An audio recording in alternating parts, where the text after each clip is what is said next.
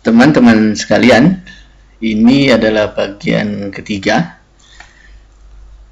dari materi Kadaster Kelautan, di mana akan dibahas mengenai pekerjaan rumah Kadaster Kelautan.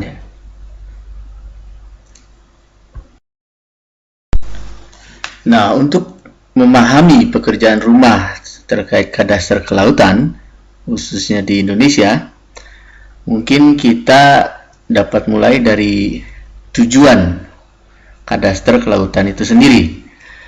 Nah, tujuan dari Kadaster Kelautan adalah memberikan kepastian hukum, membuat susunan tata kelola dan pelaksanaan, menyiapkan infrastruktur data spasial dari objek-objek Kadaster Kelautan, mulai dari perikanan, sumber daya migas, mineral, budidaya, perkapalan, konservasi, hingga harta karun dan rekreasi.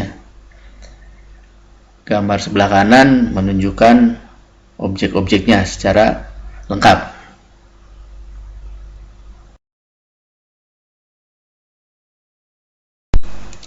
Apabila kita melihat dari tujuan Kadaster Kelautan seperti disebutkan di atas, secara khusus di Indonesia, maka kita masih mempunyai pekerjaan rumah yang cukup besar kelihatannya, di mana tidak ada atau belum ada peraturan perundangan yang secara spesifik mengatur masalah Kadaster Kelautan yang melingkupi hak dan kewajiban dalam suatu kesatuan dalam rangka mewujudkan tujuan dari Kadaster Kelautan itu sendiri.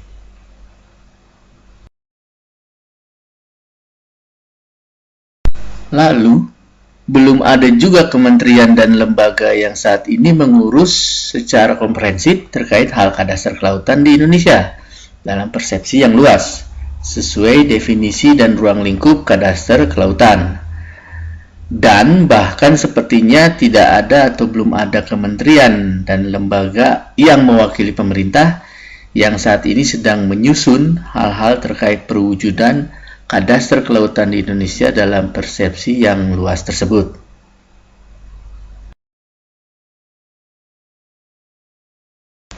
Berbicara fakta yang ada saat ini, masing-masing lingkup dan objek-objek Kadaster Kelautan telah diatur dengan cara terpisah-pisah, baik terkait dengan tata kelola, pelaksanaan, infrastruktur, hingga payung hukumnya.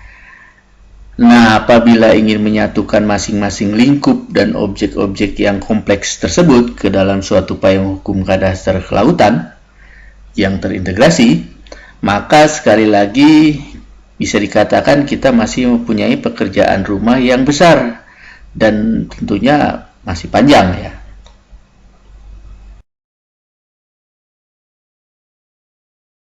Di sisi lain, apabila kita melihat Kadaster Kelautan dalam persepsi sempit mengenai urusan persil di laut, maka sebenarnya pekerjaan kita tinggal sedikit lagi.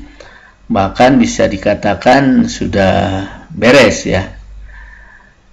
Yaitu dengan adanya suatu langkah progresif dari pemerintah di tahun 2016 melalui diterbitkannya Peraturan Menteri Agraria dan Tata Ruang Kepala BPN nomor 17 tahun 2016 tentang penataan pertanahan di wilayah pesisir dan pulau-pulau kecil.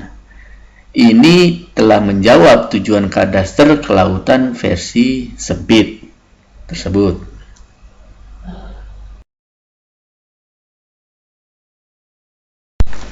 Kembali lagi ke pertanyaan yang menarik.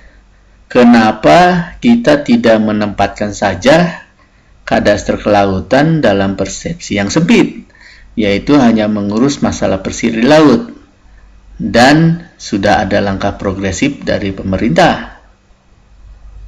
Tinggal bagaimana menjalankan dengan baik Peraturan Menteri Agraria dan Tata Ruang Kepala BPN nomor 17 tahun 2016 tersebut, ditambah peraturan teknisnya, maka pekerjaan rumah Kadaster Kelautan menjadi beres.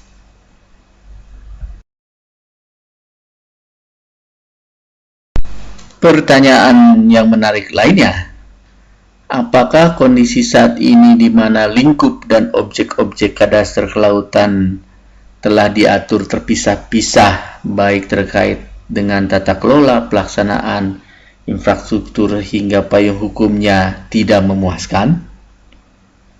Sebaliknya, apakah dengan menyatukan payung hukum, suatu tata kelola dan pelaksanaannya serta infrastrukturnya dalam koridor kadaster kelautan multiguna akan menjadi memuaskan? Nah, ini pertanyaan-pertanyaan menarik yang mungkin nanti ke depannya akan ada jawaban-jawabannya. Oke, ini adalah akhir dari bagian ketiga, sekaligus menjadi akhir dari pembahasan materi kadaster kelautan atau marine kadaster, khususnya di Indonesia.